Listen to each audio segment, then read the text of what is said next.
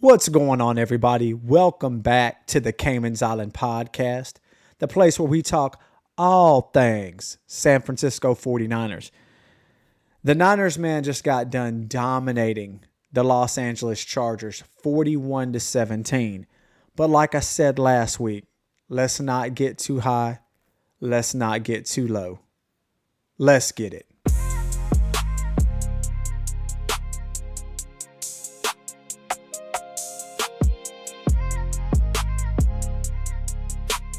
Everybody was freaking out about the reports of the San Francisco 49ers getting bullied in joint practice by the Los Angeles Chargers.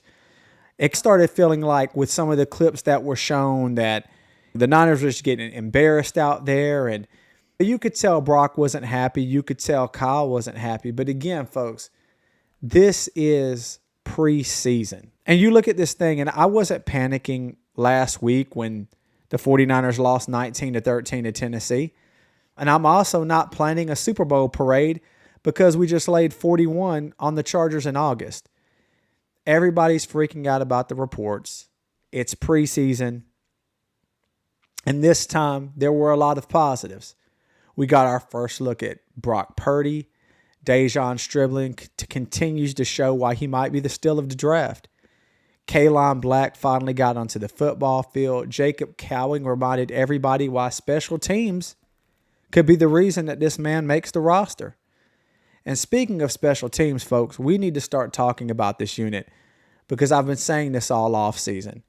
Everybody wants to talk about Brock, and I get it. I love me some Brock Purdy. Everybody's talking about the defense. What's it going to look like under Raheem Morris? How's this scheme going to work with more five-man fronts? Everybody's been talking about the injuries, and I get it. We still have PTSD from last season. I understand that. Meanwhile, the most overlooked part of this football team is the main reason why this football team won the amount of games it won last year. But before we get into all that, let's talk about number 13. Brock Purdy looked like Brock Purdy. Okay, he got one series, and it wasn't some amazing one play, 70 yards, but that's not what I was looking for. That one series, I wanted to make sure Brock was Brock. He looked confident. He was able to move in the pocket. He was decisive. He finished 4 of 6 for 29 yards on his only drive. There was no ridiculous stat line, but again, he looked comfortable. He looked decisive. He looked in command. And most importantly, he looked for De'Zhaun Stribling. 3 of Purdy's 4 completions went to Stribling. 11 yards, 7 yards, another 7 yards. That's 3 catches for 25 yards on one drive. Because we spent the entire offseason talking about this wide receiver room. Who is Brock going to trust? Who's going to step up? Who is he going to develop chemistry with? I think we're starting to get the answer to that question. And I don't think we can consider this just a preseason story anymore. De'Zhaun Stribling is making this thing very interesting, folks. I said it after the game against Tennessee. We might have something here. I think I may have to amend that statement and say maybe we do have something here. Against Tennessee, 7 catches, 63 yards on 8 targets. Now against the Chargers, 4 more catches, 46 yards. And remember, 3 of those catches came from my man Brock Purdy in the opening possession. Stribling also entered the game after catching 2 touchdowns during the joint practices against the Chargers. So now we're starting to establish a pattern. The Titans game, joint practices, the Chargers game, and now Brock Purdy's looking in this man's direction. That's the part that matters most to me. The kid can play. A stat I want to throw out at you.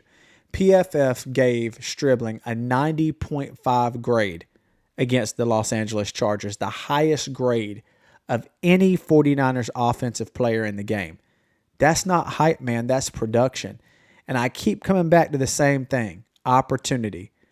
The wide receiver room has injury issues. And instead of feeling sorry for himself having to step into this larger role right off the beginning, Stribling is taking advantage of his opportunity. It's earning snaps. And eventually, that's how you're going to earn your quarterback's trust. I'm not ready to crown him yet. Again, not going to get too high, not going to get too low. but I am absolutely ready to say this statement. De'Zhaun Stribling needs to fully be a part of this offense, period. Kaelon Black. Hello, running back number 2. Another player I was really ready to see. And man, I saw it. Black had been dealing with the injury and finally got his first preseason action. And the 49ers did not ease him in either. They gave him 8 carries in the first quarter alone. He finished those 8 carries with 33 yards, 4.1 yards per carry. But that number really doesn't completely tell the story. There were 2 consecutive runs late in the quarter where Black went for 8 yards and then 9 yards. And you could see it, the vision, the decisiveness, the power. I like the way he puts his foot in the ground, one cut, go. He's not back there dancing around. He's looking to find the crease, hit the hole, get north and south. Black did that. There were also some positives in his pass protection, which matters tremendously in Kyle's offense. If you're going to earn time behind Christian McCaffrey, Kyle Shanahan wants to make sure you're able to sit in there and get your blitz pickups. We can't have Brock getting hurt because a running back can't pick up the necessary blitz pickups. And I really do think he's entering that running back 2 conversation at this point. It's his to lose. And maybe this is selfish. Maybe this is greedy. I like what I saw, and I want to see more. Mr. Christian McCaffrey, stay on the sideline, man. Let this kid get these carries and let him get ready to be running back 2 behind you. Another guy that I think it's important to call out, Jacob Cowing. The redemption arc of this game for Cowing, man. I watched this kid in college, and he was good. He was electric. He was an explosive player. He's a little undersized. Don't get me wrong. He's definitely not De'Zhaun Stribling, okay, as far as size. But the kid runs a 4.3. He's super fast. He's just had health issue after health issue and simply can't stay on the field. And finally, he's been able to get back from this minor injury that he had and stay on the field. I heard some reports the other day that this man may have tore his hamstring 3 or 4 times last season. I'm here to tell you right now, if I tear my hamstring once, I'm probably in a wheelchair. So the fact that this man had that type of injuries last season and then to work himself all the way back and get another injury, I'm going to be honest with you, I wouldn't have the confidence to get out there more than likely. It would take me a lot to get mentally ready and back on the field. I'm happy for Jacob Cowing. You could see when he hit that 83-yard punt return for a touchdown. The whole team was celebrating. Man, you saw Debo run out from the sideline. He fielded the ball at the 17-yard line, worked his way across the field, found daylight, turned the corner, and he was gone. Touchdown. And that's just not a cool preseason highlight. That matters when you're trying to build a 50-man roster. Because here's the problem for somebody like Jacob Cowing. That receiver room suddenly crowded. You got Jordan Watkins, honorable mention, caught a nice touchdown on a post pattern. Nice touchdown pass. I've liked what I've seen from him. He's been doing his things in some of these practices, some of these joint practices as well. Deebo Samuel's back. You got Mike Evans. Everybody's talking about De'Zhaun Stribling now. So if you're looking at this thing, you're like, Jacob Cowing, how are you going to make this football team? If you can be the 6th wide receiver, but you're a legitimate weapon in the return game, that's going to make it to where Kyle Shanahan has to keep you. And Cowing didn't just help himself Thursday night. I think he might have changed the entire conversation surrounding his roster spot. So because Cowing's touchdown wasn't some random special teams moment, this unit, faithful, the special teams made plays all night long. And we've got to stop sleeping on the special teams. I know it's not Nick Bosa. It's not Fred Warner. It's not Brock Purdy to Mike Evans, but I'm telling you how important that this special teams unit is. And look at what they did. It wasn't just Jacob Cowing. How about my man Nick Martin causing the big turnover, the big fumble where we were able to score on back-to-back possessions and really put our foot on the gas. Kadero Hodge recovering the fumble. Eddy Piñeiro 48 yards, good. 45 yards, good. Perfect extra points, no drama, no nonsense, just absolute money. Then you got Corliss Waitman in here. We already saw what he was doing against Tennessee, dropping punts inside the 10.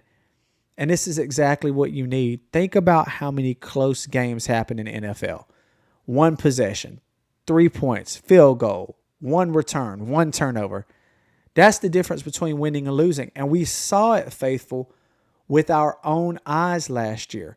How many games did we pull out because we could roll Eddy money out there, man, for a 55-yard field goal, and all he did was make them. All he did was make these kicks. It went completely night and day with the kicker that shall not be named compared to my man Eddy Money. I'm glad the dude got paid. And last night, you saw why he's earning every dime of that contract that he received. Okay? The special teams are going to be a real big deal, especially early in the season, when I think this defense may go through some growing pains, honestly.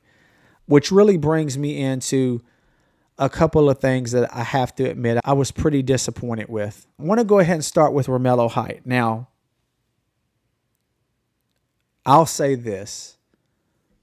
I'm not writing Romello off. He's still got a ridiculous first step. His bend is, my body can't move like that, okay? He's got ridiculous bend. He's got a ridiculous first step, but I'm not seeing this translate. At Texas Tech last season, listen to this production. He generated 56 pressures, 8 sacks, 9 quarterback hits, and 39 hurries. PFF gave him a ridiculous 92.7 pass rush grade. So the talent is there. It's there. I'm just not yet seeing it translate. And that concerns me because of what this football team needs. Nick Bosa's working his way back. Michael is injured. We spent all camp talking about edge depth. This is an opportunity for somebody to kick the door wide open. And I don't feel like Romello's doing that right now. I don't see him forcing the coaching staff to say, we have to get this guy on the field. Maybe it comes. He's a rookie. I'm certainly not giving up on him after 2 preseason games. But right now he's not moving the needle for me. To be honest with you, if I didn't really squint my eyes and watch really hard, I wouldn't have even noticed him. Okay? And that's disappointing. But I still think he does have a lot of upside, man. Let's see what he can do. Let's get Nick Bosa back. Let's get Michael back. Again, he's going to be a pass rush specialist. I don't think he's going to be any type of 3-down end by any stretch of the imagination. But I'm concerned. Let's talk about another guy, Alfred Collins. I said last week, not too high, not too low, but I got my hand over the panic button, and I want to press it, okay? Alfred Collins, I was watching one play, and Alfred Collins just absolutely got bullied off the line of scrimmage. Absolutely got bullied, man.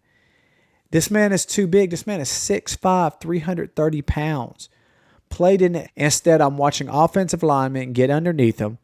I'm watching him lose leverage. I'm watching him get pushed backwards. And here's what makes this more concerning. This isn't just 2 preseason games. I want to give you some stats here.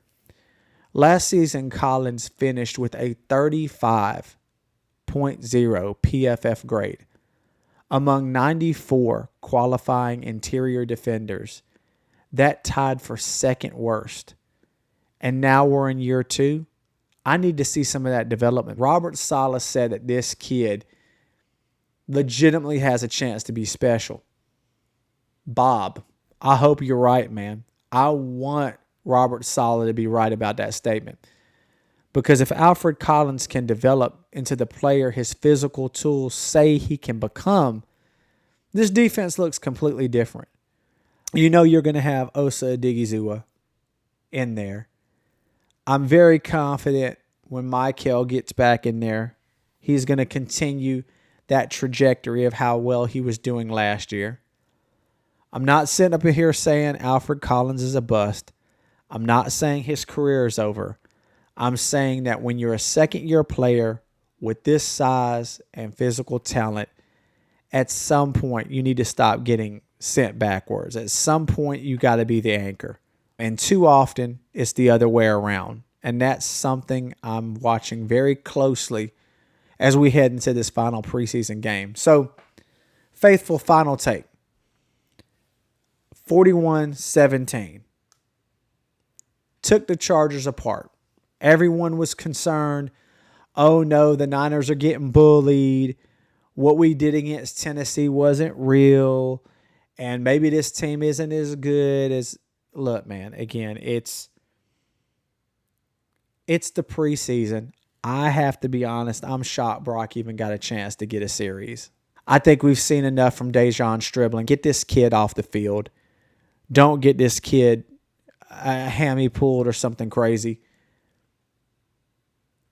This guy has an opportunity now to be the X factor for this offense. When Ricky went down, I was concerned, and maybe it's just that holding on to the same feelings because of the potential I saw in Ricky and him always being hurt made me feel for whatever reason that De'Zhaun Stribling might not be as good as advertised. And all he has done is shown up. My favorite part of his game, and I said it, I was talking a bit about this week. I guess you could say there's two parts to his game that I really like. One is more of the physical. I love the way that he secures the ball away from his body. And I just think he's just a very strong hands catcher. He's just a bigger, faster Jauan Jennings. And he's already seems like he's ready to put up Jauan Jennings numbers like day one. Can you imagine this guy year 2, year 3, what he has an opportunity to become with guys like, with other guys on the field like Deebo Samuel being the 4th receiver, for an example, Mike Evans being the 1. There are reports that George Kittle sincerely can make week 1 against the Rams in Australia. That is insane. You have Christian McCaffrey. You have Kaelon Black. I believe that this offense is going to be pretty hard to stop. I sincerely do. I know this is probably a bit selfish, but I wish that the opening game was not against the Rams and it was against Seattle. I think that would be a really good test to see if this offense can be as serious as I think that it can be. That's just too many weapons. No offense to Seattle. They have a fantastic defense. They really do.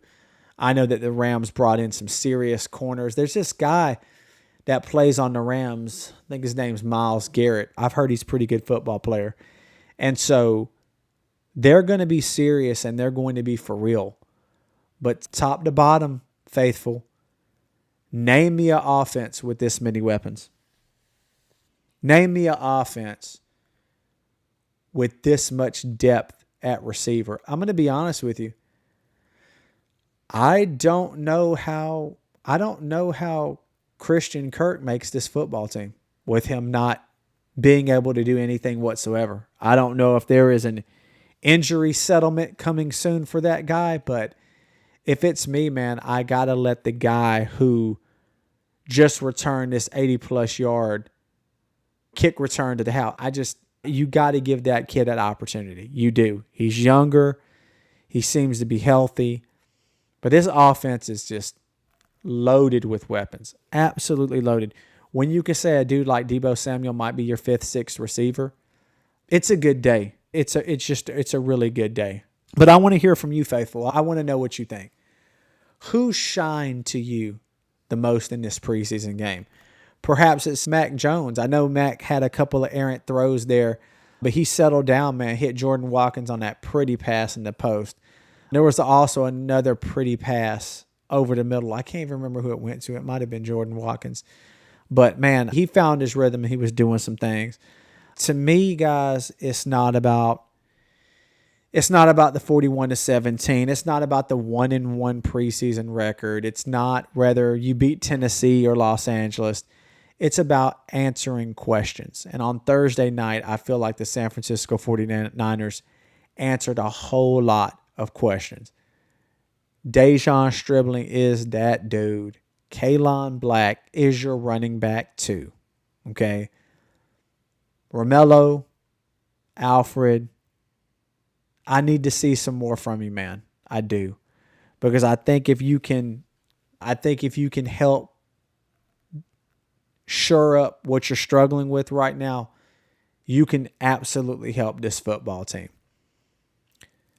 That's it for today's show, faithful. If you haven't done so already, appreciate it if you hit that like button, subscribe to the channel, hit that notification bell so you don't miss any new content that's dropped on the Cayman's Island podcast. Take care, be blessed, and go Niners.